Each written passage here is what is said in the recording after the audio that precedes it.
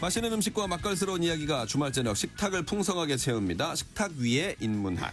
음식평론가 박정배 작가와 함께하겠습니다. 어서 오십시오. 안녕하세요. 네. 오늘 우리 식탁에 오를 메뉴는 바로 쫀득한 껍질과 부드러운 살코기의 조화로 사랑받는 족발입니다.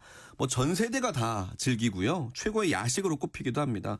근데 족발하면 서울 장충동이 딱 떠오르거든요. 그렇죠. 먼저 이 족발이란 요리의 어원부터 좀 살펴볼까요? 네, 족발이라는 단어가 참 어려운 단어입니다. 그러니까 사람들은 보통 다리족자에 예.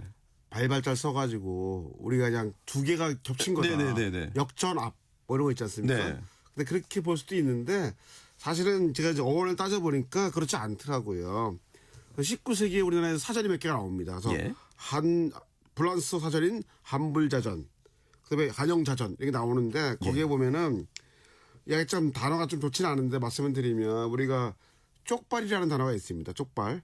근데 그게 이제 일본 분들을 옛날에 우리가 좀 비하할 때 쓰는 단어인데 그게 왜 나왔냐면 일본 분들이 버섯을 신고 게다를 신으면 다리가 딱 두 개가 이렇게 갈라져 보이잖아요. 그 남학신 같은 거요. 그렇죠. 네. 그러니까 일본식 남학신 약간 다르죠 우리랑 보니까. 네네네. 보이면 그게 돼지 족발하고 되게 비슷해 보입니다. 돼지 발이 구백이 두 개로 갈라져 있지 않습니까? 맞습니다. 거기가. 예. 그래서 그걸 보고 우리가 족발이라 불렀는데 그 뜻은 한쪽으로 발이 치우쳐 있다 이런 뜻이 되다 보니까. 그러니까 족발이라는 뜻이 발이라는 뜻도 있지만 한쪽으로 치우친 발. 그러니까 쭉 돼지 다리를 얘기하는 거죠 보니까. 예. 그래서 그게 나온 게 있는 것 같고요. 그래서 나왔는데 실제로 우리가 재밌는 거는 그 삼국 그 시대에 보면 고구려에 보면 고구려 그 지명 중에 하나가 저족현이라는 데가 저족현. 네. 저족이 돼지 발이라는 뜻이거든요. 그러니까. 그래서 우리나라에서 꽤 오래된 쓰인 단어가 아닌가 이런 생각이 들기 시작하고요. 네. 사실 족발할 때 우리가 가장 많이 떠오르는 거는 족발 보면 색깔이 갈색이 착 돌지 않습니까? 붉은색이. 맞아요. 사실은 그거는 중국 음식에서 기원한 겁니다. 중국에서는 홍샤오 주티라는 족발이 있어요. 예. 홍샤오는 뭐냐? 간장을 기본으로 설탕을 넣어가지고 졸인 거예요. 예. 그러면 색깔이 빨간색이 나옵니다. 빨간색. 우리가 동파육 있지 않습니까? 있죠. 동파육이 똑같은 조리법이에요. 어. 동파육 삼겹살을 그렇게 쪄서 만들 때 그렇게 아까 말한 홍샤오 간장하고 설탕을 졸여서 만든 거고 네. 중국은 근데 그거 만들었는데 우리나라도 그것을 따라했다기보다 영향을 받은 것이 장충동 족발이 시작이 되는 거예요. 네. 재밌는 거는 그러면 왜 족발이 그렇게 홍샤오 주티라는 방법을 쓸까? 예. 홍샤오라는 방법을 쓸까? 알겠지만 그 이제 우리가 음식을 먹을 때는 조리에 따라서 음식이 달라지지 않습니까? 그때 고기의 가장 중요한 조리법이 세 가지가 있습니다. 네. 굽는 것, 조리는 것, 네. 삶는 것이 있죠. 네. 근데 한국인은 주로 삶죠. 삶는데 이거는 중국 영향을 받아가지고 조리면서 삶는 거예요, 그러니까.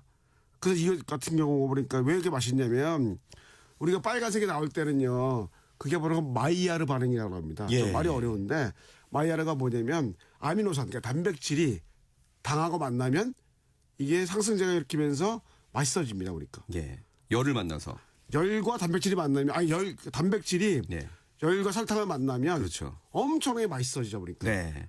그러니까 우리가 볶음밥 이렇게 눌러 먹으면 맛있는 것처럼. 맞습니다. 네. 근데 거기에다가 우리가 또 카라멜 하라는 게 있어요. 카라멜이라는 게 우리 보면 카라멜이지 않습니까? 예. 그거 뭐냐면 설탕을 태운 거예요. 예. 그러면 향이 고소해지면서 맛있거든요, 보니까. 근데 이 족발에는 이 두 가지가 다 가지고 있다는 거죠, 보니까. 그리고 또 하나 더 과학이 좀 어렵긴 한데 중요하기 때문에 말씀드리면 그런데 이 족발은 그것들을 다 결합시킨 것이기도 하지만 예. 그 족발의 가장 중요한 게 뭡니까? 젤라틴이 있지 않습니까? 예. 그렇죠? 젤라틴. 우리가 알겠지만 콜라겐이라는 게 있습니다. 우리가 사실 족발 먹을 때 살코기 위에 있는 것들을 여러분들 오해하시는 분이 많은 것 같은데 안 드시는 분도 좀 그렇죠. 계시죠. 예. 그게 지방이 아닙니다. 예. 그게 이제 콜라겐이잖아요. 콜라겐 성분이 변하게 되면 젤라틴이 되는 거잖아요. 그러니까요. 그렇게 되면 쫀득쫀득하게 맛이 나거든요. 그러니까. 그래서 우리가 그런 얘기 많이 하잖아요. 임신부들이 이거 많이 먹는다. 젤라틴을 먹으면 몸이 이렇게 애기한테 좋다는 얘기 때 나오는데 그거는 좀 아닌 것 같지만 어쨌든 그런 과학적인 이유 때문에 족발이 이렇게 사람들한테 엄청 영향을 주고 있는 것이 아닌가. 네. 이런 생각이 듭니다. 예. 그러니까 오래전부터 우리는 그 돼지의 발을 먹어왔고 그렇죠. 또 어떤 중국의 조리법의 영향을 받아서 지금 이제 족발의 형이 나타났는데 예. 그럼 이제 궁금한 게 현대식 족발입니다. 예. 우리가 서울에서 먹는 이 장충동 족발은 어떻게 시작이 됐을까요? 60년대 초반으로 올라가는데요. 그 당시에 장충동에 뭐가 있었냐? 장충체육관이 있었습니다. 지금도 지금 있죠. 공사 중인가요? 예. 근데 그때는 뭐가 중요했냐? 그때 장충동 체육관에서 가장 유명했던 스포츠는 씨름도 아니고 예. 야구도 아니고 레슬링이었습니다. 레슬링. 아. 그때 그 유명한 김일, 청기덕 이런 선생님이 계실 때 예. 어마어마했거든요. 그때 그거를 보기 위해서 레슬링 보러 오신 분들이 끝나고 나면 딱 보니까 밑에 족발집들이 쭉 있는 거예요. 예. 그래서 그때 먹어보니까 너무 맛있는 거예요, 이게 보니까. 그래서 장충동 족발은 레슬링의 힘에 의해서 퍼진 것이다. 이런 얘기들이 많이 나오고 있습니다, 보니까. 아. 레슬링을 보고 나오셔서. 근데 사실 네. 그 배경에는 뭐가 있냐? 배경에는 뭐가 있냐면 60년대 한국에서 그 당시 농가에서 부업할 때 가장 중요한 부업이 뭐냐면 돼지를 길러서 수출하는 거였어요. 우리가 돼지를 때 많이 부업을 했거든요. 근데 그때 가장 많이 수출한 곳이 어디냐? 일본이었어요. 네. 일본은 64년도에 올림픽이 있었거든요. 그러니까 보통 전 세계가 어디든 마찬가지지만 올림픽 전후로 고기 문화가 확 번성합니다. 보니까. 근데 수출하는데 문제가 뭐냐면 수출할 때 살코기는 좋은데 일본 분들이 돼지 머리, 네. 내장, 네. 그다음에 뭐 뼈, 족발 이런 거는 가져가지 않는 거예요. 네. 한국에서는 그 남은 부산물 가지고 문화가 생겼죠. 아. 내장 가지고는 순대가 만들어졌고, 그죠?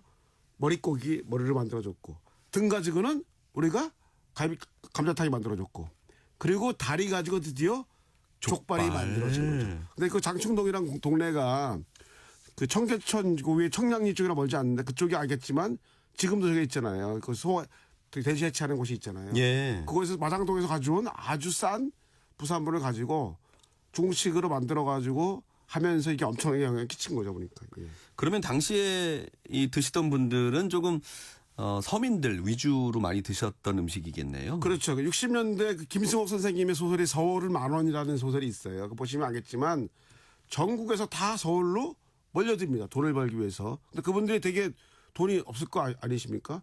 나이는 젊으시고. 그러니까 그분들이 필요한 건 뭐겠습니까? 허기를 채울 수 있는 싼 단백질이 제일 중요했는데 그래서 삼겹살, 족발, 돼지머리, 감자탕이 뜨는 이유가 다 그런 이유로 뜨게 되는 거죠. 그러니까. 네. 그 중에서도 사실은 이 족발이 가장 사람들이 사랑하게 된 건 뭐냐면 다른 것들은 구워 먹거나 발라 먹거나 해야 되는데 얘는 통으로 딱 나오거든요. 잘라가지고 그러니까. 네. 그리고 삶아서 나오잖아요. 그러니까 먹기 편한 거예요. 아. 저와 성격 급한 사람들은 그게 제일 좋아하는 이유가 계속 먹을 수 있거든요. 삼겹살은 내가 구워야 되잖아요. 그런 게 좀 있습니다. 예. 그러니까 그냥 요리가 되는 대로 자 나오자마자 드세요 할 수 있는 것이고. 맞습니다. 말씀하신 대로 장충체육관 지금도 있습니다. 장충동 2가에 있으니까 예. 장충체육관에서 막 몰려 나온 사람들이 그곳에서 이제 문전성시를 이루면서 빨리빨리 먹으면서 또 양을 보충했다. 그리고 또 하나 말씀드리면 네. 그 제일 처음에 장충동에서 처음 식당을 내신 두 할머니가 계세요. 네. 근데 이분들이 지금도 있습니다. 지금도 식당이 두 개가 지금은 나눠져 있어요. 식당이 두 개가 지금 식당으로 쌍디읒집하고 피읍집으로 나눠져 있는데 네. 원래 그분들이 한 곳을 했어요. 피읍집이라고. 근데 이분들이 고향이 어디냐? 평안도 분들이세요. 그러니까 왜 이게 평안도 분들이 했냐? 두 가지 이유가 있습니다. 하나는 그 지역에 이북오도청이 있습니다. 이북오도청이 뭐냐면 북한에서 오신 분들이 만든 도별로 만든 거 이북오도청이 따로 있던 거예요. 예. 거기 있다 보니까 당연히 체육관도 있었지만 이북오도청도 있으니까 그분들이 거기서 모임을 자주 해요. 아. 근데 어디로 가겠어요? 야, 그 할머니 집 가자? 네. 갔더니 족발이 있는데 그 족발은 또 평안도에서 많이 먹던 음식인 거예요. 아하. 그러니까 중국식 주티가 평안도 거쳐서 남한에 정착한 게 바로 이 족발이 되는 건데 그러니까 그 두 분 때문에 대중화되기 시작하는 거죠. 그러니까. 알겠습니다. 자, 그러면 지금부터 이 코너 속의 코너입니다. 서울 3대 족발집으로 꼽히면서 사랑받는 맛집 3곳 엄선해 주셨다고요? 예, 그 처음에 소개할 것은 뭐 당연히 아까 말씀드린 대로 그 장충동 족발 골목에 지금 한 5개 정도 6개 정도 있거든요. 있는데 그 집에 한 곳이 쌍디귿으로 시작하는 집이 하나 있어요. 그 집은 사실은 그분이 할머니도 몸이 좀 좋으셨고 족발도 몸이 좀 좋았고 그렇잖아요. 네. 그런 것 정견 이름 때문에 너무 알려졌는데 이 집은 재밌는 건 지금까지도 그 솥에 있는 국물을 다 버리지 않아요. 우리가 시간장이라 그러죠. 아. 여기는 시 육수가 있습니다. 그러니까. 족발 삶을 때요? 예, 맞습니다.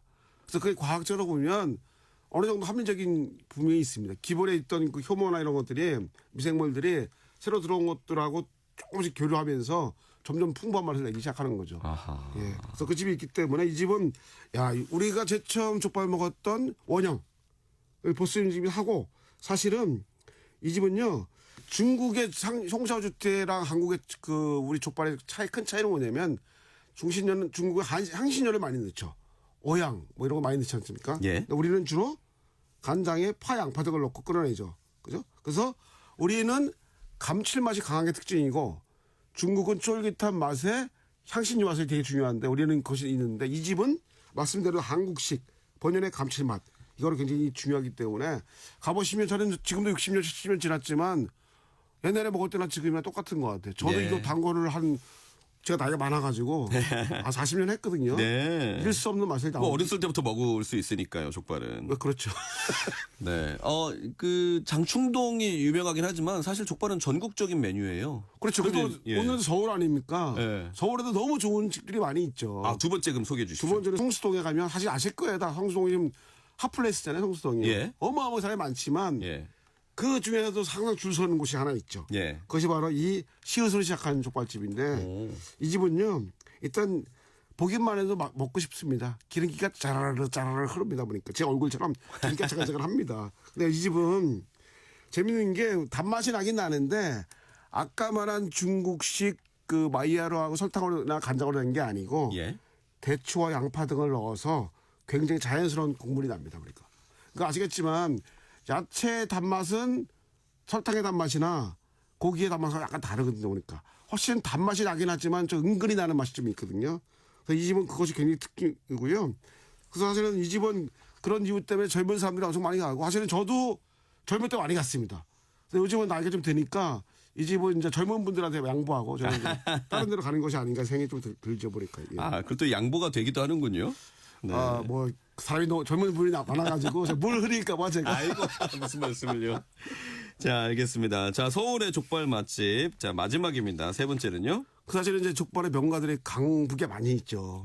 초창에 태어났으니까. 근데 영동이라고 제가 말씀드렸지만 지난번 영동이라는 게 뭐냐면 영등포의 동쪽이라는 뜻이잖아요. 예. 강남을 얘기하는 거거든요. 보니까요.